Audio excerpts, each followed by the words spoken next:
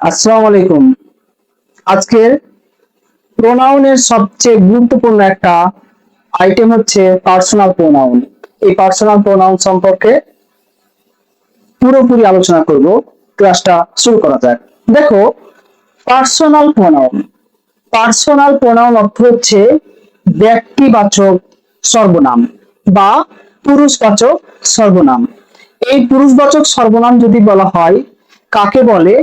ব্যক্তির পরিবর্তে যেই প্রোনাউন ব্যবহার করা হয় তাকে বলা হয় ব্যক্তিবাচক সর্বনাম। এখন দেখো, এইটা যদি বলা হয় পার্সোনাল প্রোনাউন কত প্রকার, তাহলে আমরা পাই তিন প্রকার। একটা হচ্ছে ফার্স্ট পারসন, দুই নাম্বার হচ্ছে সেকেন্ড পারসন, তিন নাম্বার হচ্ছে থার্ড পারসন। দেখো, এই বক্সের মাধ্যমে দেখি, এই যে আই এবং উই, এই দুইটাকেই বলা হয় ফার্স্ট পারসন, এবং ইউটা যেটা দেখতে পাচ্ছ সেটা হচ্ছে আমাদের সেকেন্ড পারসন, এবং বাকিগুলো যা দেখতে পাচ্ছ সবগুলো হচ্ছে থার্ড পারসন। তাহলে যদি বলা হয় আই এবং উই, এই দুটাকে বলা হয় ফার্স্ট পারসন, ইউটা হচ্ছে second person, he, she, it এবং দে এগুলো হচ্ছে থার্ড পারসন। দেখো, এখানে আবার অনেকগুলো নাম্বারে ভাগ থাকে।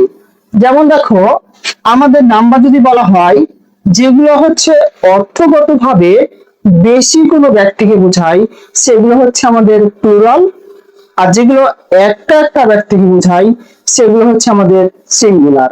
তারপরে দেখো, আমরা আরো কিছু ভাগ পাই, সেটা হচ্ছে কেসগত। কেস হচ্ছে, দেখো, আমাদের মূলত তিনটা কেস। একটা হচ্ছে সাবজেক্ট কেস, একটা অবজেক্ট কেস, একটা হচ্ছে পজিটিভ কেস। এই পজিটিভ কেসে আবার দুইটা ভাগ পাই। দেখো, একটা পজিটিভ অ্যাডজেক্টিভ এবং অপরটা হচ্ছে পজিটিভ প্রোনাউন। যেটাকে আমরা পজিটিভ প্রোনাউন বলছি সেটার নাম হচ্ছে, কিছু কিছু বইতে উল্লেখ আছে, ডবল পজিটিভ। আসো, এবার আমরা ব্যবহারগুলো দেখি। যে আমরা ফার্স্ট পারসন, দেখো এই যে সাবজেক্ট দেখতে পাচ্ছি, সেটা হচ্ছে I, we, you, he, she, it এবং দে। এই লাইনটা মূলত আমাদের হচ্ছে সাবজেক্টের লাইন। আবার দেখো, অবজেক্ট যদি বলি, মি, আস, ইউ। দেখো, এই ইউ আবার এই ইউ, দেখো ইউ আবার সাবজেক্ট হয়, ইউ আবার অবজেক্ট হয়। তার মানে কি, সাবজেক্ট ইউ সেকেন্ড পারসন যেটা, সেটা সাবজেক্ট এবং অবজেক্ট উভয়কেই বোঝায়। আমরা ব্যবহার দেখলে পুরোটা বুঝতে পারবো। দেখো, হিম, হার, ইট এবং দেম, এই সবগুলো হচ্ছে অবজেক্ট কেস। আর বাকিগুলো দেখো, এই যে my, our, your, his, her, its, their, এগুলো হচ্ছে পজিটিভ কেস। এখন দেখো, আমরা অনেক সময়তেই কখন সাবজেক্ট কিভাবে ব্যবহার করব, কখন কখন অবজেক্ট ব্যবহার করব, এই জিনিসগুলোতে অনেক সময়তে গুলিয়ে যাই। দেখো, আমরা কিছু উদাহরণ নিই। যেমন দেখো, আমরা বাংলা লিখি, সে আমাকে ডাকে, সে আমাকে ডাকে। এখন দেখো, এই সেন্টেন্সটার মধ্যে আমাদের সর্বপ্রথম যেটা খুঁজে বের করতে হবে সেটা হচ্ছে আমাদের ক্রিয়া কোনটা। দেখো, এই বাংলাতে ক্রিয়া কিন্তু হচ্ছে ডাকেটা আমাদের ক্রিয়া। এই ডাকেটা যদি ক্রিয়া হয়, এই ইংরেজি হচ্ছে ভার্ব। এই ইংরেজি হচ্ছে কি, ভার্ব। তাহলে ভার্ব, এই ভার্বের মাধ্যমে কিন্তু আমরা সাবজেক্ট এবং অবজেক্ট এই দুইটা জিনিস চিনতে পারবো। কিভাবে চিনতে পারবো? যদি দেখা যায় ভার্বকে আমরা প্রশ্ন করি কে অথবা কারা দ্বারা, কে অথবা কারা দিয়ে, এই দুইটা শব্দ দিয়ে যদি আমরা প্রশ্ন করি, যেই উত্তরটা পাওয়া যায় তারই নাম হচ্ছে সাবজেক্ট। এবং সেন্টেন্সে ব্যবহৃত যে ভার্বটা, এই ভার্বকে কি অথবা কাকে, কি অথবা কাকে দিয়ে প্রশ্ন করে যে উত্তর পাওয়া যায় তাকে বলা হয় অবজেক্ট। এখন প্রশ্ন করা যাক, কাকে ডাকে? উত্তর আসবে আমাকে ডাকে। কি আর কাকে দিয়ে প্রশ্ন করলে উত্তর পাবো আমরা অবজেক্টের। এবং কে এবং কারা দিয়ে প্রশ্ন করে যে উত্তর পাবো সেটা হবে আমাদের সাবজেক্ট। যেমন বলা হয় কে ডাকে, তাহলে উত্তর আসবে সে ডাকে। যদি বলা হয় কে ডাকে, তো উত্তর আসবে সে ডাকে। কারা অথবা কে, এই দুটোতে প্রশ্ন করলে আমরা পাচ্ছি সাবজেক্ট।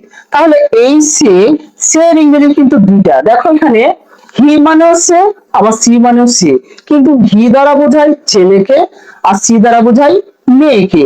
তাহলে এখন দেখো, যদি আমরা হি বসাই তবুও হবে, সি বসালেও হবে, কারণ আমরা কি, যদি যদি বললাম তো কে অথবা কারা, এই দুইটাতে প্রশ্ন করলে যে উত্তর পাবো তাকে সাবজেক্ট বলবো। এই সাবজেক্টের লাইনে যে কয়টা আছে সেই কয়টাই হচ্ছে আমরা শুরুতে বসাতে পারবো। তাহলে দেখো, তাহলে কে ডাকে, এই প্রশ্ন করলাম ক্রিয়াকে, কে ডাকে, সে বলছে কি সে ডাকে। তাহলে হচ্ছে এর ইংরেজি আমরা ব্যবহার করলাম হি, ইংরেজি ব্যবহার করলাম কি হি। এবার দেখো আমরা ব্যবহার করবো কি একটা ক্রিয়া, তাহলে তার ইংরেজি কি ডাকে। দেখো ডাকার ইংরেজি হচ্ছে কলস, তাহলে কি অর্থ হলো কি হি কলস, সে ডাকে, হি কলস সে ডাকে। এবার প্রশ্ন করবো ক্রিয়াকে, কাকে ডাকে এবং কি ডাকে। যদি দেখো ব্যক্তি আছে, তাহলে আমি কাকে দিয়ে প্রশ্ন করব, কাকে ডাকে, উত্তর আসবে আমাকে ডাকে, কাকে ডাকে, উত্তর আসবে আমাকে ডাকে। তাহলে এখন দেখো, এখানে আই মানে আমি, মি মানে আমাকে, এখানে আমাদের দরকার কি অবজেক্ট। তাহলে উত্তর এখানে আসবে কি অবজেক্ট। অবজেক্ট তাহলে আমাদের মি ব্যবহার করব। দেখো মি, তাহলে কি সে আমাকে ডাকে। এই জিনিসটা আমরা আরো একটু ক্লিয়ার হয়ে দেখো, আমরা সবসময় পড়ে আসি শুরুতে থাকে সাবজেক্ট, তারপরে থাকে একটা কি ভার্ব, তারপরে থাকে অবজেক্ট। এই দেখো, এটা কিন্তু আমাদের বেসিক একটা গঠন, যেই গঠনটা আমরা প্রতিনিয়তই শিখে থাকি।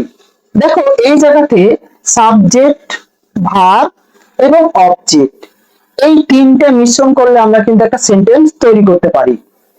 কিন্তু সবচেয়ে যেটা বেশি প্রবলেম হয়, আসলে এই অবজেক্টের জায়গাতে সবসময় কিন্তু অবজেক্ট নাও বসতে পারে। কিন্তু এখানে দেখো কি কি বসতে পারে, একটা বসতে পারে কমপ্লিমেন্ট, বসতে পারে অ্যাডজেক্টিভ এবং বসতে পারে নাউন বা প্রোনাউন। দেখো যদি মধ্যখানে আমরা ভার্বকে চিন্তা করি, মধ্যখানে ভার্বকে চিন্তা করি, একটা থাকবে সাবজেক্ট আর একটা থাকবে দুই সাইডে অবজেক্ট, সাবজেক্ট এবং অবজেক্ট, এই দুইটা সাইডে সাবজেক্ট এবং অবজেক্ট থাকবে, মধ্যখানে থাকবে একটা ভার্ব। এই ভার্ব মূলত একটা মধ্যমণি হিসেবে কাজ করে। দেখো এই সাবজেক্ট কে কে হয়, সাবজেক্ট হয় কিন্তু নাউন এবং প্রোনাউন, আবার অবজেক্ট কে হয় নাউন এবং প্রোনাউন। পার্থক্য হচ্ছে কি, যে ভার্বের আগে যদি আমাদের নাউন বা প্রোনাউনটা ব্যবহার হয় তারই নাম হয় সাবজেক্ট, এবং ভার্বের পরে যদি নাউন প্রোনাউনটা ব্যবহার হয় তারই নাম হয় অবজেক্ট। তাহলে এখন দেখো আমরা আরেকটা উদাহরণ, আমি তাকে চিনি, আমি তাকে চিনি। দেখো এই জায়গাতে দেখো প্রশ্ন করো ক্রিয়াকে বা ক্রিয়া বা ভার্বকে, কে চিনি, কে চিনি, উত্তর আসবে আমি চিনি, কে চিনে, আমি চিনি। কে দ্বারা প্রশ্ন করলে কিন্তু আমরা সাবজেক্ট পাবো। তাহলে এখানে দেখো সাবজেক্ট কি, আই মানে আমি, সুতরাং আই বসাবো। দেখো আমরা আই বসালাম, তারপরে কি, এখন প্রশ্ন করব যে কাকে চিনি, কাকে, কিন্তু আমাদের তো এই জায়গাতে অবজেক্ট আসার কথা, কিন্তু বাংলাতে যদিও এই অবজেক্টটা এই জায়গাতে আছে, আমাদের কাজ হবে কি, যে সাবজেক্ট এবং সাবজেক্ট এবং অবজেক্ট এই দুইটার মধ্যে কিন্তু থাকতে হবে ভার। সুতরাং আমরা নিয়ে আসবো এই চিনি ইংরেজি কি, নো মানে চিনা বা জানা। দেখো কে এন, আমি চিনি অথবা আমি জানি, এই নো মানে জানা অথবা নো মানে চিনা। তাহলে কি, আই নো আমি চিনি, কাকে চিনি, প্রশ্ন করো কাকে চিনি, কাকে, কাকের ইংরেজি কি, একটা হচ্ছে হিম মানে তাকে, আবার হার মানে তাকে, আমরা দুটো যে কোনো একটাই ব্যবহার করতে পারবো, সমস্যা নাই। দেখো আই নো হার, আমি তাকে চিনি, এটা হবে, অথবা বলতে পারি আই নো হিম, আমি তাকে চিনি। দেখো সাবজেক্ট তাহলে কি, শুরুতে যেটা সাবজেক্ট বসাবো তাকে কে বা কারা দিয়ে প্রশ্ন করব, এবং মধ্যখানে একটা ভার্ব বসাবো, এবং শেষে কি বসাবো, অবজেক্ট বসাবো। অবজেক্টটাকে হতে কি বা কাকে দিয়ে প্রশ্ন করে যে উত্তরটা পাবো সেটাই আমাদের অবজেক্ট হবে। সুতরাং এই অবজেক্টের ঘরের গুলো যেগুলো আছে সেগুলো আমরা বসাবো। ধন্যবাদ। এখন দেখো যে আমরা পরেরটা চিনি। দেখো যে আমাদের সাবজেক্ট এবং অবজেক্ট এই দুটো যদি বসাতে পারি, পরবর্তীটা বসাতে আমাদের একটু সুবিধা হবে। সুবিধাটা কি বলে দিই, দেখো পজিটিভ অ্যাডজেক্টিভ, পজিটিভ অ্যাডজেক্টিভ যদি বলা হয় সেন্টেন্সে কিভাবে বসে, আমাদের সেন্টেন্সে সাবজেক্টের জায়গাতেও বসতে পারে, আবার অবজেক্টের জায়গাতেও বসতে পারে, ওর জায়গাটা সেম, কিন্তু ওর একটা শর্ত আছে। পজিটিভ যদি অ্যাডজেক্টিভ হতে হয় অবশ্যই পজিটিভ অ্যাডজেক্টিভের পরে একটা নাউন বসাতে হবে। যেমন এরকম বললো যে আমার মা, আমার মা আমাকে ডাকে, আমাকে ডাকে বা ডাকলো। দেখো আমার মা আমাকে ডাকলো, যদি আবারও ঠিক প্রশ্ন করা হয় কে ডাকলো, বাকি প্রশ্ন করো কে ডাকলো, আমার মা ডাকলো, তাহলে এখানে দেখো আমার মাটা হচ্ছে সাবজেক্ট। এবং দেখো কাকে ডাকলো, এই মি, মি মানে আমাকে, আমাকে ডাকলো, এটি হচ্ছে আমাদের অবজেক্ট, আর এটা হচ্ছে কি আমাদের ভার্ব। এবার দেখো আমরা যখন বসাবো, দেখো এই জায়গাটাতে আমার মা, দেখো আমার মা, এখন দেখো মি মানে আমাকে, এটা কিন্তু অবজেক্ট, আবার এইগুলো লাইনগুলো পুরোটাই অবজেক্ট, এগুলো হচ্ছে সাবজেক্ট। আমরা সাবজেক্ট তাহলে এখন এই জায়গাতে আমরা এগুলো কি একটা ব্যবহার করতে পারবো না, কেননা এখানে বলে দিয়েছে আমার মা, মাই মানে আমার, তারপরে দেখো একটা এই মাটা কিন্তু আমার একটা কমন নাউন, সুতরাং এই যে মাটা বলছি এই মাটা কিন্তু একটা নাউন। তাহলে দেখো এখন বলতে পারি কি মাই মাদার, মাই মাদার, এই মাই মাদার বললাম, দেখো এই যে মাইটা বসালাম, এই মাদারটার সাথে এই মাটা, এই দুটো মিলে কিন্তু একটা সাবজেক্টের কাজ করছে। সুতরাং দেখো যে মাই মাদারটা সেন্টেন্সে হচ্ছে সাবজেক্ট, এই মাইটা তাহলে কি অবশ্যই একটা নাউন নিয়ে বসলো। এখন দেখো আমরা ভার্ব বসাবো, ভার্বটা কি কল, কল মানে কি ডাকা, কল মানে ডাকা, তাহলে মাই মাদার কল্ড, আমার মা ডাকলো, কাকে ডাকলো, এবার প্রশ্ন করবো কাকে ডাকলো, তাহলে উত্তর আসবে আমাকে, তাহলে মি, তাহলে অবজেক্ট হলো মি। তাহলে আমরা শিখলাম কি যে আমাদের হচ্ছে কে দ্বারা প্রশ্ন করে যে উত্তর পাওয়া যায়, কে বা কারা দিয়ে প্রশ্ন করে যে উত্তর পাওয়া যায় সেটা হচ্ছে আমাদের সাবজেক্ট। কাকে প্রশ্ন করব, অবশ্যই ক্রিয়াকে। এখন দেখো কি এবং কাকে দিয়ে প্রশ্ন করে যে উত্তর পাবো সেটা হবে অবজেক্ট, যেমন আমরা মিকে অবজেক্ট পেলাম। এখন আমাদের শর্ত কি যে যদি আমরা পজিটিভ কেস বসাতে হয়, পজিটিভ কেসের পরে একটা নাউন বসাতে হবে, পজিটিভ কেসের পরে একটা কি নাউন বসাতে হবে, তাহলে আমাদের সেন্টেন্সটা ঠিক হয়ে যাবে। এখন দেখো আরো একটা কেস আছে যার নাম হচ্ছে কি পজিটিভ প্রোনাউন।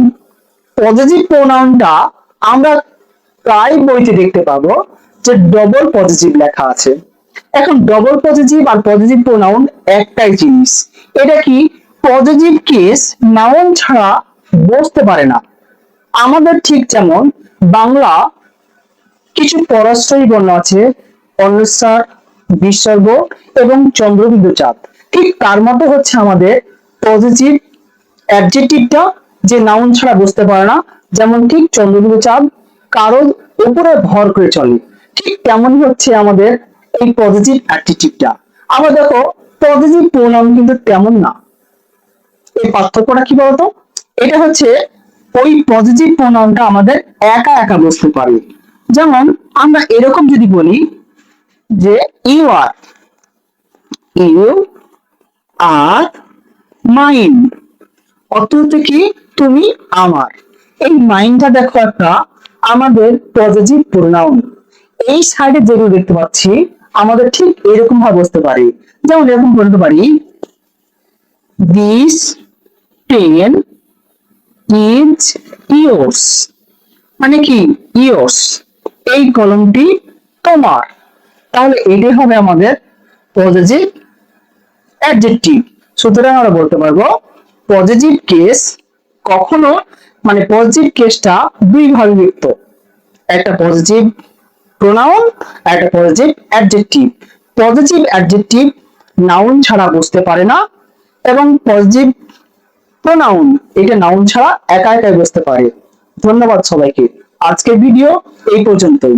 সকলকে ধন্যবাদ জানিয়ে আজকের মতো এখানেই শেষ করলাম।